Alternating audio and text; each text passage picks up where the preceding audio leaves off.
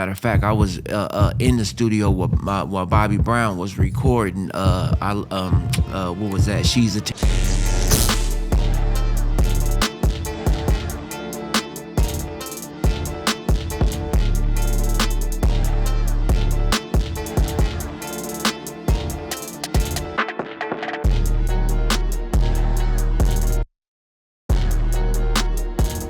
Welcome everybody to Bay 100.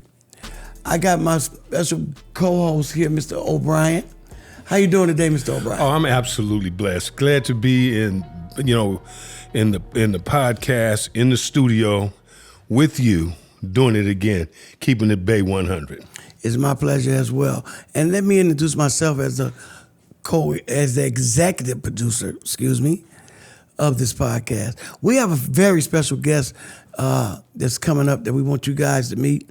And I would like for my co-host, Mr. O'Brien, to tell you a little bit about him. Yeah, this young man I've been knowing for quite some time, but I'm going to lead him in to the interview. This is, we have on the show with us today, we have Jason Hodges, a Bay Area known entrepreneur, producer, and artist. So we're just certainly glad to have you on the show with us, young fella, and I'm elated.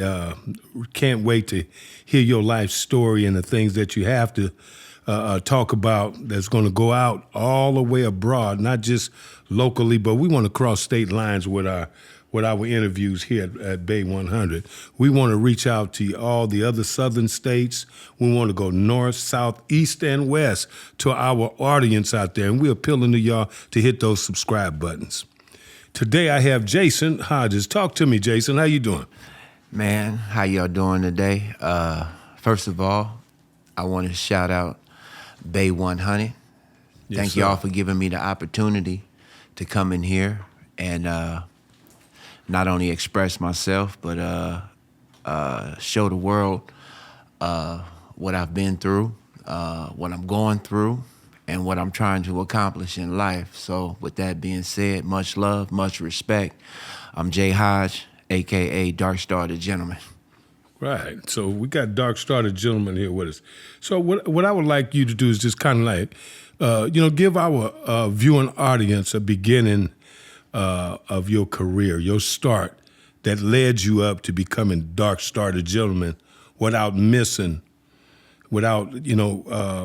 any stones that's been unturned in your life to get to where you are. Because I understand, also me and my producer went over looking at your life, and we find that you have some interesting parts, details in your life that we want the people outside of the Bay Area to know about. We want to reach across state lines with your life.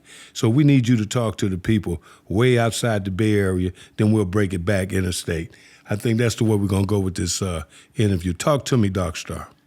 Well, let's say I come from San Francisco, humble beginnings, had both parents, had both grandparents. I'm not from the streets, the hoods. I'm from a community. I was raised right. Growing up, before I lost my father early in life, like 9 years old, I lost my father, Johnny Hodges, due to an accident, shooting to the stomach. And my mom was left raising 4 kids, me, my sister, Jessica, my oldest sister, Annie Hodges, and my oldest brother who's deceased, Johnny Hodges, Jr. My mom, she was raising us, did the best she can out here in San Francisco, as much as this city would try to whoop on you. But she had some help, though,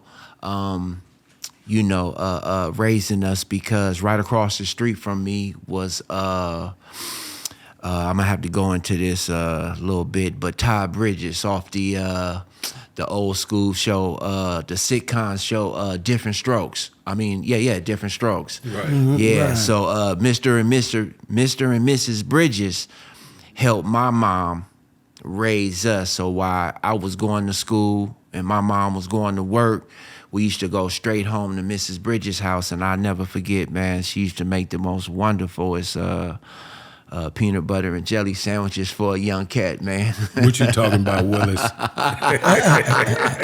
Yeah, yeah. And the block was famous for that because Todd used to come to the block frequently in San Francisco on Majestic.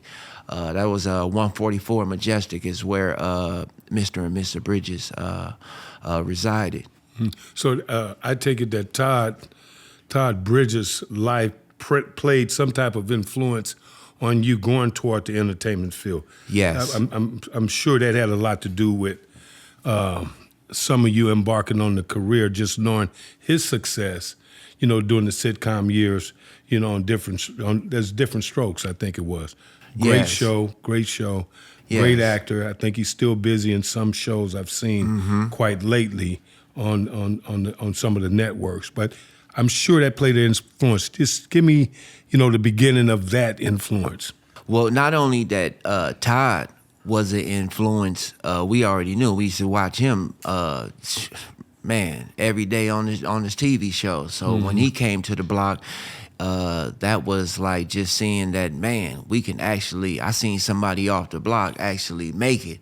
And not only that, but Elvin Bridges. Elvin Bridges used to work for KMEL. Right. So he was right up over there too. So, and man, I'm watching him DJ, and that's what influenced me to get into, he gave me my first little vinyl record, and I'm listening to music, and then I've always wanted to get into music from that point. Plus my dad, deceased, Johnny Hodges, was a saxophone player, so he had his own band, and my mom used to sing. They put out put out a couple of records on vinyl, and he was named after the late Johnny Hodges, saxophone player. I don't know if my grandmama used to mess with him or something, but but she named him after Johnny Hodges because he played just as good, if not played better. So that being said, that being on that block was really influential to me getting into music and being around that type of atmosphere. Plus, around the corner, we had Jarvis Baker. Jarvis Baker was from Fillmore, but not cutting it, but you said Jarvis Baker, right? Yes, Jarvis Baker. Is that the producer, Jarvis Baker? Yes, that's the producer, Jarvis Baker. He was the one that wrote the song for Shanice Wilson, I Love Your Smile. And that went platinum. And at that time, I was pretty much, that was 1990, I think, 1991, when Shanice Wilson went platinum. And at that time, I was a dancer. I wasn't really writing and doing what I'm doing now, but that was kind of like the road into being into the music. And that at that time when we were around Michael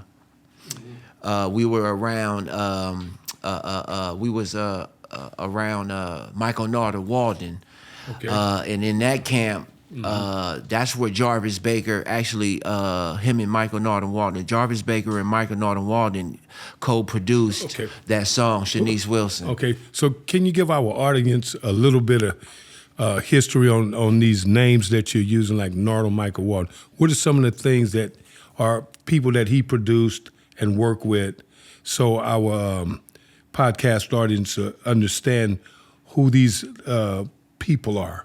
And they very important people, trust me. Michael Narder Walden, Michael Narder Walden, he's a world-now producer because he was working with, I can only speak about when I was there in the studio with Jarvis Baker. He had artists coming through like Whitney Houston, Bobby Brown. Matter of fact, I was in the studio while Bobby Brown was recording. What was that? She's a Tenderoni, and we talking about Quincy Jones, We talking about headliners that really was coming in and out that camp, and that part of my life is like where I actually really had one foot in the door, because that was some good times, man. And I was really getting to see the engineering side of it, and getting to see how music and how platinum songs was really made. Right. So that was a really good time, and a really good beginnings for me, man. For real. Because go ahead. Excuse me 1 second, Keith. I have a question for you though. So currently, I know what the audience want to know. Are you currently in the music business today? Yes, I'm basically I'm an independent artist and a producer. I produce. I am my first artist. Okay. I'm here today with my good guy and my good friend up over here, who's my special friend, Don Hunter. Okay. Hunter is who we call him Supersonic. But if it wasn't for this guy right here, I wouldn't be where I am today in this business, because he's not only showed me how to get my paperwork right, how to be professional, Yes, and also opened my eyes and opened my world up to being an engineer. And so now I'm not just sitting on the side writing. I'm actually I create the music. I produce the music. I executive produce the music. Right on. So I run full-fledged at this time, and I go up under DARKSTAR the gentleman. But to the man up over there, that's Don Hunter up over there. That's my business partner. That's my ace Boone Coon. So and we not only brothers, but we spiritual brothers, and I love you, brother. Well, that's good to know. That's good to know. Well, we're gonna give a salute out to the brother. Yeah, right Yes, there, sir. right there in the podcast, Yeah. man. We love it. But go ahead, Keith. Jason, I want to come back a little bit to. I think you was a dancer. You dance, right? Yes, that now, was now about. tell me something about this. Wait, hold on before you run into that. Okay, slow up for a little bit. Now, I know because I did my homework on you, right? Okay. So I did my homework, and I think you danced at a show. I think it was a show in the Bay Area. Mm-hmm. For you guys performed before one of the baddest. Oh yeah, baddest of all time entertainers out of the Bay Area. Please don't you hurt him, Hammer. And I still say MC Hammer is still the stuff, man. Yeah. We send a shout out to you, MC Yes, Hammer. we We'd do. like to see Yeah, you at shout Bay out. 100 when you get a chance. Stop by and see us. Yes, I'm man. sure our executive producer would love to have you on board. I definitely would. Yes, man, for real. That was a good time. As I said, I used to dance for Jarvis Baker. When he wrote the song "I Love Your Smile" for Shanice Wilson, that went platinum. So that really put his name on the map. So Michael Norton Walden started to shop him around as a producer at that time. So the only way he could shop him, he shopped him. So he needed to put some dancers behind him, and who Jarvis was gonna get, because we was all on San Jose Street in Lakeview. Me, his little brother Chewy MC, David Lee was his road manager. Eric Lee was his road manager, and we all from the same community in Lakeview. I'm talking about right around the corner. It was Majestic in Lakeview, and then David and Eric Lee stayed on Kane in Lakeview. So we were all good close friends and grew up, and they all a little older than me. I'm a little younger than them. So but dancing for Jarvis was cool because I got to open up for Hammer. I forgot the name of the theater right there down off of right there where they be holding the theater right here. Where right by the I forgot that theater right there. Well, but we'll get to that. But the thing about what I'm saying is when for our outside audience, when he's talking about streets like Majestic Streets or saying names like Lakeview, for all our people from that doesn't outside the Bay Area, that's a community in San Francisco. So all of this stuff this young man is talking about is Bay Area. Yes, the all Bay Area. We here. We cover a lot. We Bay Area wide. We Bay Right. 100. So we don't want to just be tied into one set to let y'all know when he's calling these names, he's talking about the Bay Area. Go ahead, Jason. Thank you very much, man. And excuse yes, me go one ahead, minute, my Jason. brother. Before you go, I have to ask this question because I know the audience are probably thinking the same thing. I know we're speaking about music, and you say you're currently involved in music now. Let's just say we have some young people out there watching and listening that want to get into the music business. Mm-hmm. You have any suggestions for them? Well, the music industry has been set on top of his head, and has been set on top of his head, and it's completely different. So if you're trying to get into this business for money, it's the wrong thing to do.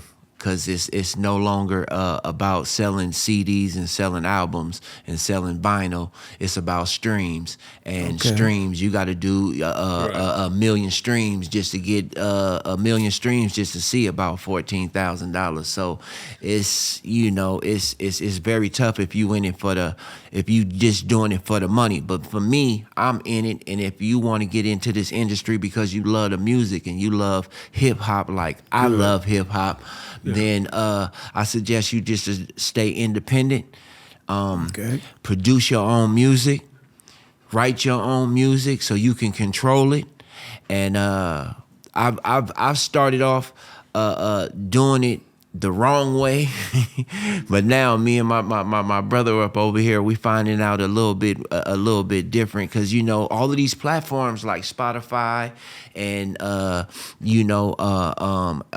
Apple Music, and they can take your music, man, and it's like a contract. They can give it to everybody for free, and they can download it for free, and it ain't no money coming to you unless you out there performing live, and you got somebody out there that's setting up your road shows, setting up your deals, making sure you get your money, because that's the only way it is to make some money in. That's the only way it is today to make some money in this game. Right, I understand that, and that's good information. It's very, very good information. Excellent information. But I also got something out of what you said. Not being in it for the money. I think you're speaking more toward the art side of it. Yes. And when you love something from an artist side of something, you tend to love it more. Exactly. And that's a good point you're making, because our young people just think you got to get in this and this is where you're going to get the money at. You be a good artist. Once you get your artistry down, I'm sure that would solidify your stay in the business. Well, it's that too, but also now what we working on is merch. You got to have merchandise, T-shirts. You got to have merchandise that you can sell. You got to have promotional items to go, to go along with your product. So I'm Jason Hodges, but when it comes to this music, DARKSTAR the Gentleman is my character. I'm a character. So I play DARKSTAR the Gentleman as a character. So my clothing line is called DARKSTAR the Gentleman. I have another brand that's called Cool It. And if anybody is out there looking for to see it, you can get it at h2productions.net. h2productions.net. You can go on there because we had just launched it, and we're uploading all of our apparel, our merchandise, and our promotional products. So you're gonna be able to get it there. And like I say, man, it's you got to have other things to do, and it can't just be about the music, because the music now is just the bus. It's just the commercial for them to see you, for them to listen to something. In order to get in that pocket, you got to have merch. You got to have something that you can sell. So what is merch again? Tell us. Merch is Merch what, is marketing? like marketing products. Okay. You know, like me, I'm coming with pins and pendants, stickers, you know, custom made logos, cool it of my logos. That's gonna be put onto my apparels. My apparels come in t-shirts, hoodies, hats, you name it. And that's just the starting off of it right now. So as much as we can put in is as much as you're gonna get out. But you got to be a hustler out here, because in order to get rid of it, you got to be out here hustling. Putting your work in. You got to put some work in. So yeah. So in other words, for the audience that's listening now, we just really want you to know what Bay 100 really is. Now you see this brother here sitting here is sharing his experience. He's sharing knowledge with a lot of you, and he's not asking for anything. So what we're saying is this: we're not here to try to guide anybody in a direction that they don't want to go in. That's your business. But we are here to share the knowledge that we have, because we do like to put the knowledge back in our community with our people and with anybody that likes to hear it. Right. You know, and we appreciate you much for coming on there, brother, and sharing these things. Thank you, my brother. I appreciate it, man. Much love. Much love. Well, I definitely appreciate the knowledge and wisdom that you do share. So let's move on, kind of like toward. I know you got a little ahead of where I wanted to go, but we're still here. Okay. But the thing I'm trying to say is, give us a beginning. You gave us, you gave us Todd Bridges. You talked about your beloved dad and your mother, which is all beautiful, and your sisters. But give me a beginning in your educational experience in San Francisco as a young person, as a teen. And then we'll stop there after you get to that point, and we'll save some for the middle and the ending. Okay, DARKSTAR? Okay. All right. All right. All right. Okay. So, yeah, I went to San Francisco school, public school. All of my brothers, we did. All of my brothers and sisters, we went through there. I went through James Dimon. That's when I actually was around the time that I lost my father, and my mom gave me a picture of my uncle, and he was standing in front of his barbershop. So she gave me my very first 76er Clippers, if anybody know about them 76 Clippers and the Master Clippers and the Andis line. And she gave me my first pair. And from there, I started cutting hair. No license, putting it in. I went downstairs, cut my own self, went to school the next day. Everybody was like, who cut you? Me. And I started off and became a barber. Then got into high school, went to Bow, and I stayed for a couple of years in Bow, but I wasn't really doing too good because all my friends from San Francisco all over the city, we divided by a lot of communities, but we were all at Bow, and I wasn't really doing too good.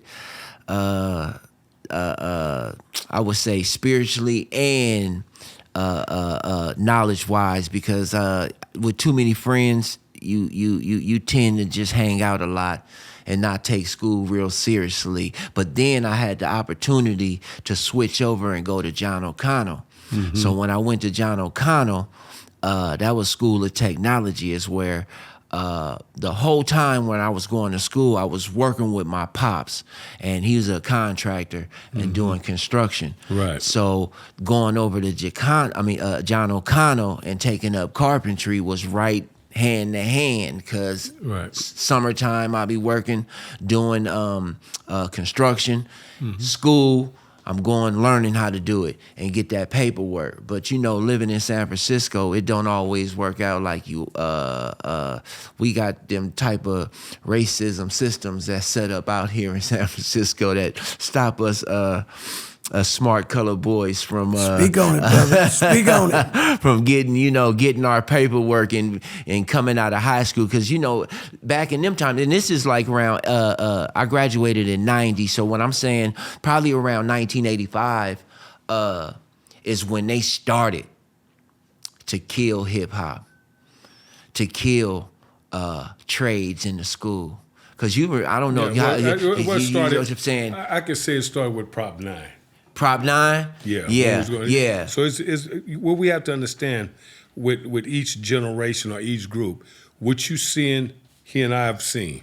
What we seen, they have already seen it. So this is perpetual. Okay. There's nothing new under the sun. Right. Okay? Everything that we're seeing has already been done and is being repeated over again. That's right. Okay? That's right. So that's what we have to be aware of. There's nothing new with this operation or the things that we go through. So you as a young man, I know, growing up in Frisco, but I want to ask you, who are some of your customers, man? Because well, I was trying to get you there. So I graduated in 90 from John O'Connell, and I was really pushing the Clippers. I was really becoming the man. I had, like you said, San Francisco, Lakeview. I had that whole community sold up. Matter of fact, I was doing designs. I was doing things. Matter of fact, I even made it in the, look, this is so old, I'm saying my age too, the Examiner. Hey, it's a blessing, brother. It's a blessing. Yeah, so I made it into the Examiner because they seen one of my customers on the bus, and they seen me giving, man, oh man, I'm dropping these names, but Maurice Harold, I gave him a cut, and at that time, I was cutting out of the garage, and them folks who we was just talking about came in there and said I couldn't cut because I didn't have no license, so they fined me about $1,000, and they said if they catch me in here cutting again, I wasn't going to be able to get my license. So, man, that made me go to barber college, and that's when I ran into you, dog. Young Jason Hodges. Well, can I share something with me? Go ahead, brother. I'm looking at these cuts, and as a matter of fact, he's the guy that keeps my fro together. Tight. Yeah. He looks good too. Yeah, he's pretty good. He is an artist though. He's more than a barber. He's an artist. I'm not blowing smoke under you, champ. But no, let's keeping it real. But even as a youngster, I noticed his work in the shop. He was always a standout, and he's not only a barber, but he's an artist as well. He can paint. He can do a lot of things. But I don't want to, take your thunder from you right now. No, you're doing well, my brother. Telling the world about you, you know what I'm saying? And the world need to know about you. Like I said, outside this bay, we reaching all the way into Texas right now. Yes, I think sir. I'm all down in the bayou with this. Hey. I want to go to Alabama, you know what I'm saying? We're going on the journey, Georgia, baby. you know what I'm saying? Going with Tennessee you. and Florida. We trying to reach out to the masses for you, because we need to let the folks know that we do, like the EP said, executive producers just said, you're a man filled with a lot of knowledge and wisdom, and we know what it takes to fight against these odds. Yes. Okay? And you didn't let it beat you, Jason. That's what I like about you. Man. You know what I mean? No matter how many times I've seen you go to the mat, you always got back up, champ. Hey, man, that's what I'm talking about, my brother. It's it's a long road, and it's a constant road too, because it ain't over. It's struggle. I'm just constantly work that's constantly need to be improved. One good thing is I know me and you got common. I think all of us got in common is we all put God first. And without God, and a man without God is a man or woman without God has no value. Right. You know what I'm saying? So with us keep in mind that's what we about. We represent him not only by the way we talk, we walk. Yeah, we do get knocked down. Mm-hmm. But with him behind us and fighting for us, we can always get back up, my brother. I want to say one thing into the camera. Did y'all hear that? Yes. Did you hear it? All right. Listen to the brother. Bay 100, huh? Bay That's that 100. Bay Keep it 100. real, brother. Keep it real. That's all we're gonna do is keep it real. That's real. And for those of y'all that you feel that you have some things that you want to share, you're more than welcome. We will have a number for you soon to reach, and come on our podcast.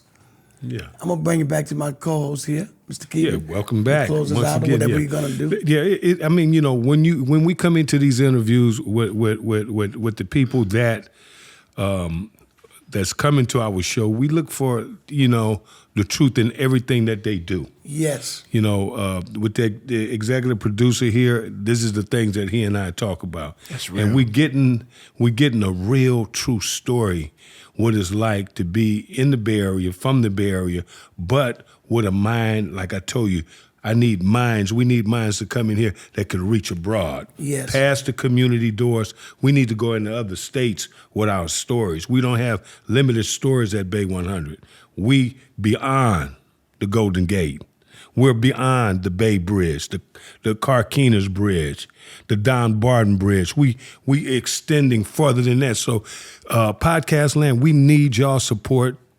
Tune in with us, follow us, because that's why we do what we do at Bay 100. And it's been a blessing. And I'm gonna say it again. It's been a blessing to have you, brother. Because, what this podcast is about is positivity. Yeah. If you ain't got nothing positive to say, ain't no need of coming on here. That's real. Because it's called Bay 100 for real. That's real. And we're gonna keep it real. That's right. So if you come on in with that bull crap, we're gonna send you out there with it. Okay? Okay. We love brothers like yourself to share your story because they need to hear it. Thank you, my brother. And yeah. and to me and to my brother Kevin, I know, to my co-host producer here, we've been through a lot. Yes. We went through a lot. Yes. And this is our way of giving our love back as well. And you said it best. God first.